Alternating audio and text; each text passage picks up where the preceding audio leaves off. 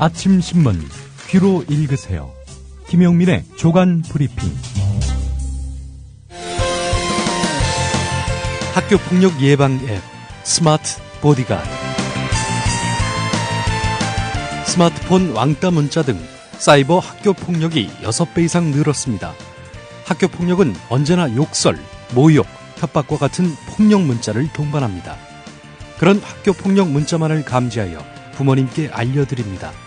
미리 알면 예방할 수 있습니다. 구글 플레이에서 학교폭력 예방 전문 어플 스마트 보디가드를 설치하세요. 지금 설치하고 먼저 무료 이용해보세요. 네, 꼭 챙겨봐야 할 아침 신문 귀로 듣는 시간입니다. 김용민 PD로부터 조간신문 브리핑 받아보시겠습니다. 안녕하십니까? 네, 안녕하십니까? 예, 국민TV 라디오에서 가장 아침 일찍 출근하시는 분입니다. 그렇습니다. 예. 가장 늦게 퇴근한다는 말도 꼭 드리고 싶습니다. 예. 오늘 꼽은 첫 기사 어떤 겁니까? 네, 경향신문 이면 기사입니다. 국민연금 임의 가입자 탈퇴 사상 최대라는 기사입니다. 예. 왜 그런지는 아시겠죠? 국민연금 가입 기간이 길수록 이 국민연금 가입 기간이 길수록 결국에는 기초연금 적게 받는 그런 구조 아닙니까? 예. 이게 다 박근혜 대통령 대선 공약과 유관한 것입니다. 자, 그렇기 때문에 오래 가입해봐야 손해 보는데 뭐하러 국민연금 가입하나? 그래서 탈퇴자들이 급증하고 있고 그 수치가 사상 최대치를 기록했다는 겁니다. 예. 자, 임의 가입자 다 아시죠? 국민연금 의무 가입자가 아닌 전업주부 같이 스스로 가입한 경우를 말합니다. 의무적으로 가입할 필요가 없고 국민연금 이거 가입해둬 가지고 나중에 노후에 용돈으로 써도 괜찮겠다라고 판단하는 사람들. 그래서 자발적으로 가입하는 사람들. 이분들은 이제 가입이나 탈퇴가 자유로운 거죠? 그렇습니다. 예. 전체 가입자에서 차지하는 비중은 1% 수준이긴 합니다만은 국민연금에 대한 민심과 또 신뢰도를 살피는 잣대로 그동안 임의 가입자 규모가 주요한 척도로 활용되어 왔습니다. 예. 자, 근데 지난 한 해 동안 임의 가입자 규모가 순증을 기록한 것은 1월과 8월 뿐이었고요. 나머지 달에는 모두 순감했다는 겁니다. 특히 취업이나 연금 수급 시점 도달 등으로 인해서 비자발적 탈퇴가 아닌 자발적 탈퇴 비중은 지난해 35.7%에 이르는 것으로 나타났습니다. 자발적 탈퇴 비중은 국제적으로 금융위기가 터진 2008년 35.3%를 기록하고 계속 떨어지다가 지난해 갑자기 역대 최고 수준으로 크게 늘어난 겁니다. 예. 누구 때문입니까 이게? 답은 분명합니다. 자, 그런데 말이죠. 국민연금공단이 어제 엉뚱한 기자 간담회 브리핑을 했습니다. 지난해 소득을 신고하고 보험료를 내기 시작한 사람이 51만 명 늘고 최근에는 임의 가입자가 증가 추세에 있다 이렇게 발표했습니다. 예. 경향신문 기사하고 이거 180도 다른 거 아니겠습니까? 이 기사는 이제 중앙일보 3면에 난 기사군요. 예, 그렇습니다. 예. 자, 근데 중앙일보도 요 맹점을 지적하고 있습니다. 전년에 비하면 초라하기 그지 없는 성적을 말하자면 분치를 했다는 겁니다. 국민연금공단이 말이죠. 신규 가입자만 해도 2012년 10만 6,700명, 2011년 약 12만 명에 이르렀는데 여기에 비하면 2013년은 절반 이하로 떨어졌다는 겁니다. 특히 2013년 자발적 탈퇴자는 2012년, 2011년에 두세 배가 됐다는 겁니다. 지난해 신규 가입은 줄고 탈퇴는 늘어난 것. 바로 방금 전에 소개해드린 경향신문 기사에 나와 있는 내용이기도 하지요. 예. 자, 이 때문에 전체 가입자, 전체 임의 가입자 누적은 3만 명가량 줄었습니다. 자, 이거 그럼 어떻게 국민연금공단은 이런 속보이는 발표를 했느냐. 연금공단 관계자가 밝혔네요. 지난해 한 해만 분석하다 보니 이런 자료가 나왔다. 아니 무슨 증가 추세를 보려면은 추세라는 게 최소한 2년은 돼야 그렇죠. 추세라고 말할 수 있죠. 수년에 걸쳐서 나온 데이터를 비교, 대조, 분석해야 되는 건데 말이죠. 지난 한 해만 분석해놓고 여러 번 들었어요. 이러고 있다는 겁니다. 예, 중앙일보 제목이 딱 말을 해주고 있습니다. 예. 국민연금공단 신규 가입 늘었다. 네. 속보이는 발표. 예. 중앙일보도 이런 국민연금공단의 이런 발표 신뢰하지 않고 있습니다. 자, 한국일보 기사 우선 하나 보죠. 예. 중앙일보 관계에서 잠시 후에 또 하나 소개해드릴 중요한 기사가 있습니다. 한국일보 1면에 나와 있는 내용인데 전남 여수 낙포동 GS칼텍스 원유 2부두에서 유출된 기름 방제 작업 때 해양 생태계 파괴 등 2차 오염 우려가 있어서 사용이 제한된 유처리제가 살포된 것으로 드러났다는 겁니다. 예. 자, 방제 당국에 따르면 해군 3함대는 사고 이틀째인 지난 1일에 오동도 해역에서 방제 작업을 하면서 유처리제를 살포했는데 유처리제는 기름띠 확산을 막기 위해 살포되지만 기름덩어리가 바닥으로 가라앉아서 2차 환경 오염을 유발시킬 수 있기 때문에 연안 지역에서는 사용이 제한되는데 말이죠. 무지막지한 해군이 유처리제를 살포했다는 겁니다. 자, 매뉴얼도 무용지물이었다고 하는데 말이죠. 예. 한겨레 구면 기사로 한번 가보겠습니다. 중앙일보 관계한 기사입니다, 이게. 이석채 전 KT 회장이 재직할 당시 교육업체 사이버 MBA의 주식을 비싼 값에 사들이기 전에 홍석현 중앙일보 회장과 유종하 전 외무부 장관을 만나서 논의한 사실을 검찰이 파악한 것으로 확인됐다는 겁니다. 예. 검찰은 홍석현 회장과 유종하 전 장관이 이석채 전 회장한테 지분 매입을 청탁한 것으로 보고 있습니다. 자, 사이버 MBA라는 회사, 어떤 회사인지 궁금하시죠? 홍석현 회장의 아들 홍정도 JTBC 대표이사가 이 사이버 MBA의 2대 주주입니다. 예. 또 이석채 전 회장과 팔촌 사이인 유종하 전 장관은 3대 주주입니다. KT라는 그런 회사가 어마어마한 돈을 들여가지고 결국 홍석현 회장 아들이 2대 주주로 있고 유종하 전 장관이 3대 주주로 있는 이런 회사의 지분을 매입했다. 사달라. 한마디로 그런 청탁을 했다. 네. 이런 의혹이 있다는 거죠. 예, 그렇습니다. 예.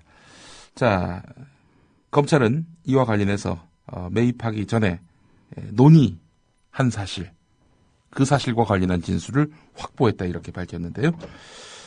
게다가 또 액면가의 9배로 사들였다고 하는군요. 예. 자, 검찰이 결국에는 홍석현, 유종하 두 사람에게도 결국 수사의 범위를 확대할 것 같다. 이렇게 추정할 수 있는 기사입니다. 자, 그런데 말이죠. 홍석현 회장의 아들 홍정도 씨, 이분이 JTBC 대표이사입니다. 예. 최근 종편 중에서는 그래도 할 말을 좀 하는 네. 그런 종편이라고 할 수 있죠. 그래서인지 정권을 상당히 불편하게 만드는 JTBC 아니겠습니까? 왜 갑자기 홍정도 JTBC 대표이사와 관련한 이런 비위 시비가 터져 나왔는지 검찰발로 이것도 주목됩니다. 예. 물론 잘못이 있다면 당연히 거기에 합당한 그런 처벌을 받아야 되겠죠. 그런데 이와간 JTBC의 보도 갖고 뭐라고 할 수 없으니까 이렇게 사주를 쳐가지고 보도의 논조를 권력에게 유리한 방향으로 바꾸려 하는 것 아닌가. 이런 추정을 하면 무리일까요? 예. 무리인지 아닌지는 청취자들께서 판단하실 것 같습니다. 예. 예. 자, 진영 전 복지부 장관,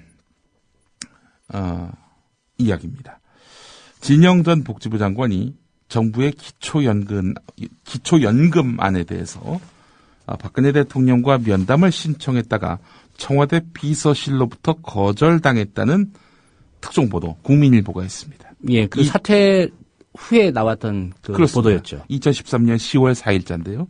자, 이 보도와 관련해서 국민일보가 오늘 보도를 했습니다. 이면에요. 청와대가 밝힌 정황과 여러 증거를 종합한 결과 사실이 아닌 것으로 밝혀졌다. 국민일보가 자기들이 보도한 게 틀렸다. 라고 인정을 한 건가요? 인정을 한 거죠. 예, 예. 사실이 아닌 것으로 밝혀졌다. 이렇게 단정적으로 얘기했으니 말입니다. 이런 경우가 있었나요? 물론 통상 이런 경우에는 바로 잡습니다. 정정 뭐 이런 형태로 해가지고 예, 뭐 정정 보도문을 신는다든가 예. 그런 표시를 한 다음에 뭐 반론이 제기돼서 예. 뭐 반론 보도를 한다거나 뭐 예. 이런 얘기를 보통 하지요. 예. 그런데 지금 보니까 그 청와대의 발언, 청와대가 밝힌 정황과 여러 증거를 종합해 봤더니 사실이 아닌 것으로 밝혀졌다. 예, 이렇게 지금 나와 있습니다. 예. 제가 파악하기로는 관련 보도 때문에 소송을 제기한 것으로 알고 있습니다. 청와대가 국민일보를 상대로 예, 말이죠? 법원에 예. 정정 보도 청구 소송을 제기한 것으로 알고 있는데 예. 그 사건과 어떤 맥락이 있는지는 좀 알아봐야 될 것 같고요. 예. 일단 언론계 관행으로 봤을 때 좀 특별한 예. 그런 보도가 아닌가. 예, 이렇게 바로 생각이 됩니다. 잡습니다. 뭐 이렇게 해야 마땅한데 이렇게 기사 형식으로 비교적 크게 다뤘단 말이죠. 예. 국민일보가 청와대에 백기를 든 건지 약간 보기 좀 씁쓸합니다. 자, 한국일보 16면으로 가보겠습니다. 금융위기 이후에 청년층이 과도한 학비 부담에다가 취업난이 심화하면서 20대 청년층 대출자 10명 가운데 3명가량이 저신용자로 추락한 것으로 나타났습니다. 한국은행이 금융위기 이후 저신용 가계 차주 현황 보고서를 내놨는데 글로벌 금융위기 전후로 금융기관 대출이 있는 50만 명을 무작위 표본으로 이렇게 설정해서 지난 5년 동안의 신용등급 변화를 추적한 결과 이렇게 분석됐다라고 밝혔습니다. 예. 금융위기 이후에 이명박 정권이 학자금 대출 어마어마하게 했죠. 아니 권유를 했습니다. 아예. 자, 그랬더니 대출자 10명 가운데 3명이 저신용으로 추락했다는 겁니다. 근원적으로는 이명박 대통령이 2007년 대선 당시에 후보로 있을 때 반값 등록금 약속을 했고 자기 캠프 안에 반값 등록금 본부까지 만들었습니다. 자, 그런데 당선되고 난 다음에 입을 씻었습니다. 2008년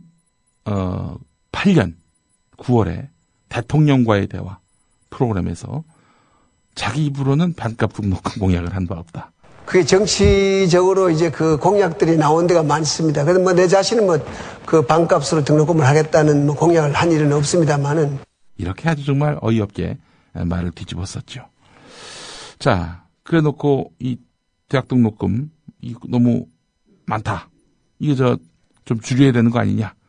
이런 목소리들이 터져 나오니까 그래서 내놓은 대책이 바로 돈 빌려가라. 그리고 나중에 갚아라. 이런 거였거든요. 예. 이렇게 어마어마한 캠페인을 벌였더니 대출자 10명 가운데 3명 저신용으로 추락했다는 겁니다. 반값 등록금 약속한 대로 하면은 될 문제인데 말이죠. 요즘 대학생들 졸업하면서 일단 네. 빚을 기본적으로 한 3, 4천만 원 안고 네. 사회에 진출하는 예. 그런 상황이라고 들었습니다. 우리는 물론 또 취업도 잘 안 되고요. 그렇습니다. 그래서 이 반값 등록금 관련한 그런 집회 때 여러 학생들이 든 피켓 중에 전 이게 아직도 잊혀지지 않습니다. 우리는 빚을 안기 싫어요. 빚이 되고 싶어요. 이런 말을 했습니다. 예. 이 20대 이 청춘을 그 빚더미에 올린 이 주인공들 지금 뭐 하고 살까요? 예. 자, 이명박 씨만 이렇게 공약을 전 뒤집듯 뒤집은 게 아닙니다. 박근혜 대통령 역시 이 공약 뒤집기, 공약 파기의 달인 아닙니까? 오늘 동아일보 2면을 보니까 이런 기사가 있습니다. 정부가 여성의 경력 단절을 줄이기 위해서 어제 여러 가지 대책을 내놨는데요. 자, 부모 육아 휴직 제도 이게 후퇴한 것으로 나타났다. 이렇게 보도하고 있습니다. 박근혜 대통령의 대선 공약이 있었습니다. 아빠의 달이라는 공약이었습니다. 남편도 한 달 출산휴가 가도록 하겠다. 유급휴가겠죠, 당연히. 예. 예. 자, 그런데 이 아빠의 달 공약은 온데간데 없고, 그 아내에 이어서 신청할 때 혜택을 준다. 뭐 이런 식으로 입장을 슬쩍 바꿨어요. 대선 공약 내용은 이렇습니다. 남성에게도 한 달간 출산 유급 휴가를 보장하겠다는 건데요. 배우자 출산 이후 90일 중 한 달을 아빠의 달로 지정해서 아빠도 한 달 동안 출산 휴가를 쓸 수 있게 하고 이 기간에 월 통상임금의 100%를 고용보험기금으로 주겠다는 것이었습니다. 90일 안에서 남편과 아내가 동시에 쓸 수도 서로 이어서 쓸 수도 있는 겁니다. 자, 그런데 어제 발표된 부모 육아휴직 제도도 얼핏 보면은 아빠의 달 공약과 유사하긴 한데 또 기간도 공약처럼 90일 안에서가 아니라 아이가 만 8세가 될 때까지라면 언제든지 사용이 가능해서 오히려 혜택이 더 늘어난 것처럼 보입니다. 하지만 문제는 이번 제도는 배우자가 먼저 육아휴직을 쓴 다음 신청을 해야 혜택을 받을 수 있다는 점입니다. 통상 부인이 출산 휴가 90일과 육아휴직 1년을 쓴다는 점을 고려하면은 새로운 제도로 인해서 남편이 육아휴직을 쓰는 시기는 출산 후 1년 3개월 뒤가 됩니다. 자, 남성 입장에서 출산 직후도 아니고 1년여가 지난 다음에 육아휴직을 가겠다고 말하기는 쉽지 않을 것 같다. 이런 이야기를 고용노동부 관계자도 하고 있네요. 예. 말하자면 사실상 의미 없는 공약으로 만들어버렸다는 겁니다. 아빠의 달 어디로 갔습니까? 우리 김용민 PD도 아빠의 달을 쓸 수 있는 예. 그런 지금 상황에 있지 않습니까? 아빠의 날이나 만들라는 아내의 그 질책이 귀에 아른거립니다. 아빠의 달은 고사하고. 자, 그렇습니다. 하여튼 이 대선 공약 또 후퇴됐다는 동아일보 기사 방금 소개를 해드렸습니다. 자, 돈이 없어서 그런 거죠. 한마디로 얘기해서. 이 사실 공약을, 아빠의 달 공약을 이행할 때에는 5년 동안 2조 원이 필요하다라고 하는데요. 아니, 그런 얘기 했었잖아요. 박근혜 대통령이. 우리는 지킬 수 있는 공약만 이렇게 한다라고 말이죠. 근데 예. 지금 지킬 수 있다고 한 공약들 줄줄이 파기하고 있는 상태 아닙니까? 자, 정말 돈이 없어서일까? 그런데 지금 나라 돈이 대기업으로 대거 흐르고 있다. 한겨레가 3일째 관련 기사를 일면에 싣고 있습니다. 공공조달 부문, 이게 그 대기업에게 흘러간 그런 비중이요, 5년 전보다 더 커진 것으로 나타났습니다. 2008년에 이제 비해서 점점 더 커져가고 있다는 겁니다. 자, 반면에 중소기업들 공공조달 시장에서 2008년 72.3%를 기록했는데 2013년에서는 66.5%로 줄어든 것으로 나타났습니다. 나라 살림을 꾸리면서 필요한 물품과 서비스를 사들이는 공공조달 시장. 당장 공무원들이 쓰는 볼펜부터 시작해가지고 4대강 댐 만들 때 쓰는 어마어마한 그런 물품들, 자재들, 그런 것들까지 해서 보니까 중소기업 5년 전보다도 훨씬 적게 이렇게 조달한 것으로 나타났고요. 대기업의 몫은 5년 전보다도 더 커진 것으로 나타났다는 건데요. 2012년 공공건설 절반을 쓸어갖고 상위 5개사가 2조 9천억을 수주한 것으로 나타났습니다. 예. 또 대기업들은 자립할 수 있고 돈도 많잖아요. 그런데 왜 굳이 나라 돈을 이 사람들한테 갖다 줍니까? 이해할 수가 없어요. 대기업들을 위한, 부자를 위한 정권이라는 점은 진작부터 알고 있었지만 해도 너무한다, 이런 생각을 갖지 않을 수가 없습니다. 경향신문 12면 기사를 보면요, 철도 파업 198명 전원에 대해서 기소 의견으로 검찰에 송치됐다고 합니다. 민주사회를 위한 변호사 모임은 파업 자체를 부정하려는 정권의 방침이다, 이렇게 비판을 했습니다. 자, 저는 이 철도 파업, 이들이 진짜 철도 승객들에게 불편을 끼치고 코레일의 어떤 브랜드 이미지를 추락시키기 위한 의도적 해사행위라고 보지 않습니다. 철도 민영화의 걸림돌이 되고 있는 철도 노조를 분쇄하기 위한, 그렇게 해서 민영화로 가기 위한, 길을 닫기 위한 그런 포석이라고 저는 이렇게 판단을 합니다. 여러 정황을 보면은 그렇습니다. 철도 민영화 안 한다고 해놓고 당장 민간이 만들어가지고 운영했던 공항철도를 인수한 코레일의 그 공항철도 경영권을 민간에다 내놓으려고 하고 있어요. 이건 문건으로 다 드러난 사실입니다. 거짓말은, 유언비어는 지금 박근혜 정권이 유포하고 있다, 이렇게 봐도 무리는 아닙니다. 자, 기사 하나만 더 보겠습니다. 한겨레 이면 기사인데요.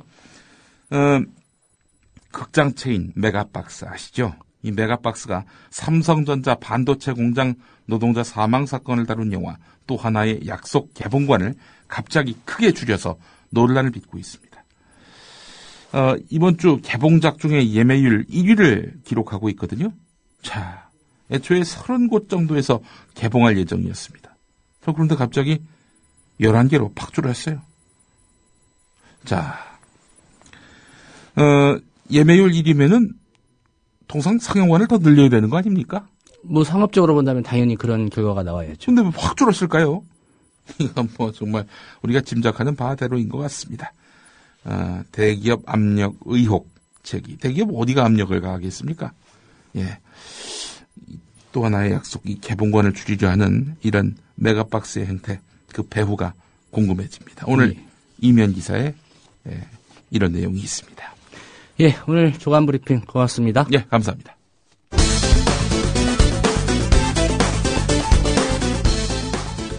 박근혜 대통령, 황우여 새누리당 대표, 윤진숙 해양수산부 장관의 말을 차례로 들으시겠습니다. 제목은 유체이탈입니다. 들어보시지요. 올해 치러지는 지방선거는 이번 정부의 첫 선거입니다. 반드시 공정하고 깨끗한 선거가 돼야 할 것입니다. 국가기관은 물론이고 공무원 단체나 개별 공무원들이 정치적 중립을 엄격하게 지켜야 할 것이고 각 부처 및 지자체에서 소속 공직자들이 선거 중립을 훼손하는 사례가 절대 발생하지 않도록 해주기를 바랍니다. 우리 정부에서 선거 중립을 훼손하는 사례가 발생할 시에는 절대 용납하지 않고 엄단할 것입니다. 우리 정부에서 선거 중립을 훼손하는 사례가 발생할 시에는 절대 용납하지 않고 엄단할 것입니다.